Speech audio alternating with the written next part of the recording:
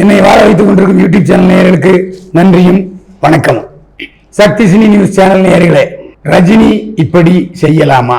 Lal Salaam audio function ஜனவரி 22 நடந்தது, குடியரசு தின விழா.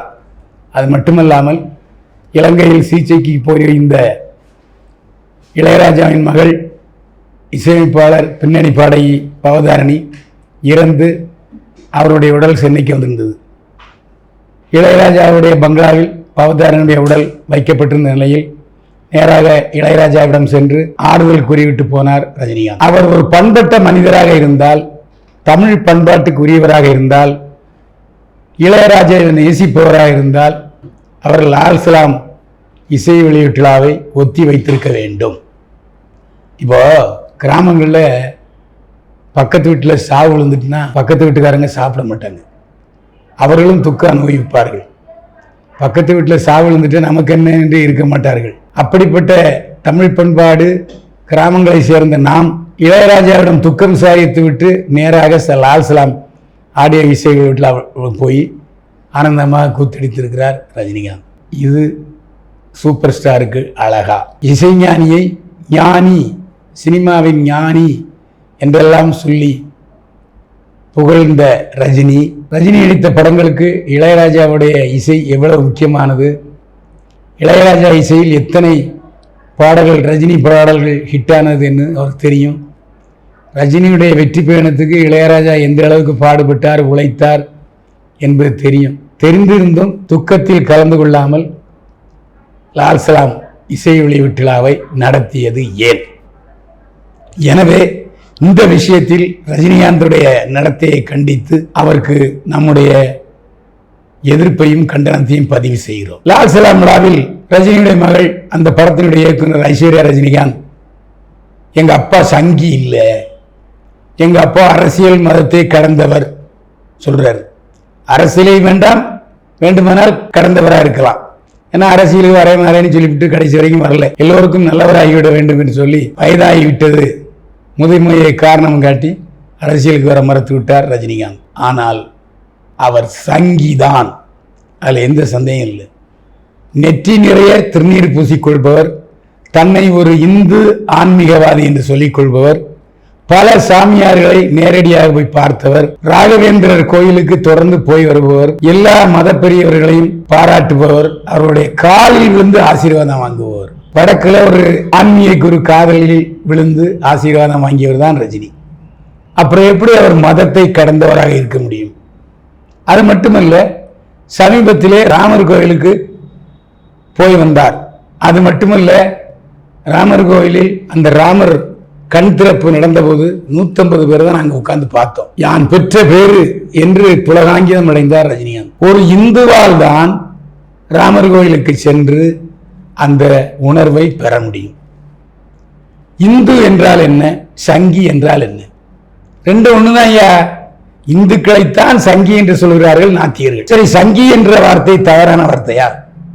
சங்கம் என்பது யூனியன் என்று பொருள். அப்ப சங்கத்தில் இருப்பவர் தான் சங்கு. சங்கி என்பது ஆபாச வார்த்தையா, சொல்லக்கூடாத வார்த்தையா?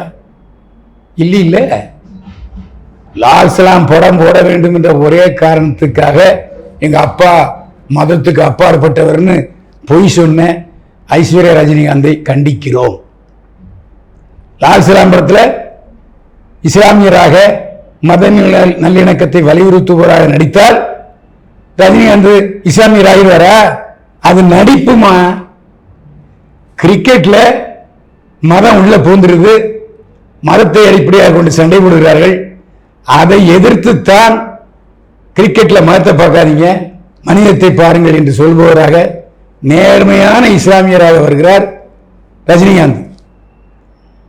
அது எப்படி மதத்தை கடந்தவராக முடியும்? தேவையில்லாம சிலவங்க சொல்லுவாங்க, நான் லுங்கி கட்டாத முஸ்லீம் சில சொல்லுவாங்க. லுங்கி கட்டலன்னா முஸ்லீம் இல்லையா? இதெல்லாம் தவறான பேச்சு. லால் சலாம் படத்துல அவரு இஸ்லாமியரை நடிச்சா வாழ்க்கையில் ஒரு இஸ்லாமியரா? வாழ்க்கையில் ரஜினிகாந்த் ஒரு இந்துமா? பாஷான்னு பேர் வச்சாரு, அப்பவும் மாணிக் பாஷான்னு பேர் வச்சாரு, அது இந்து பேரு. நிறைய பேர் வச்சுக்கிட்டு இருக்காங்க பாஷா அப்படின்னு இஸ்லாமியர் இல்ல.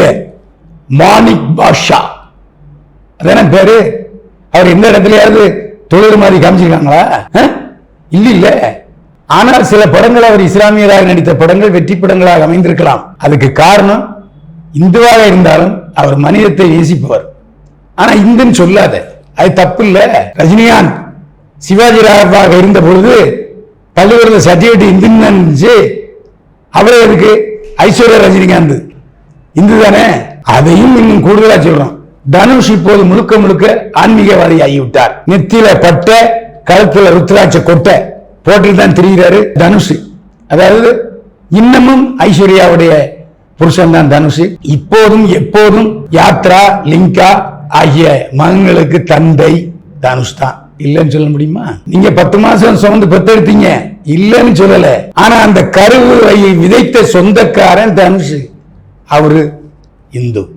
அது மட்டுமல்ல, மாதந்தோறும் தன்னுடைய குடும்பத்தோடு தன்னுடைய குலதெய்வம் கோயில் ஆண்டிப்பட்டி பக்கத்தில் இருக்கு, எனக்கு தெரியும், முத்துக்காலப்ப நாயக்கம்பட்டி, அந்த கோயிலுக்கு போயிட்டு வர்றவர் தனுஷ். அவங்க அப்பா, அம்மா, அக்கா, அண்ணன், குழந்தைகள் எல்லோரோடும் போய் குலதெய்வம் கோயிலுக்கு வழிபட்டு வருகிறவர் தனுஷ். ஐஸ்வர்யாவுக்கு இப்போது கணவர் இல்லை என்று சொன்னாலும் ரஜினிகாந்த் தன்னுடைய மருமகனாத்தான் இன்னைக்கும் தனுஷ் நினைக்கிறார். அது மட்டுமல்ல, உங்க அப்பா எப்படி ராமர் கோயிலுக்கு போனாரோ அதே மாதிரி தனுஷ் மட்டும் இல்ல, தனக்கு பிறந்த யாத்ரா, கலிங்கா ஆகிய 2 மகன்களையும் அழைத்துக் கொண்டு போனார் அயோத்தி கோயிலுக்கு. மறக்க முடியுமா?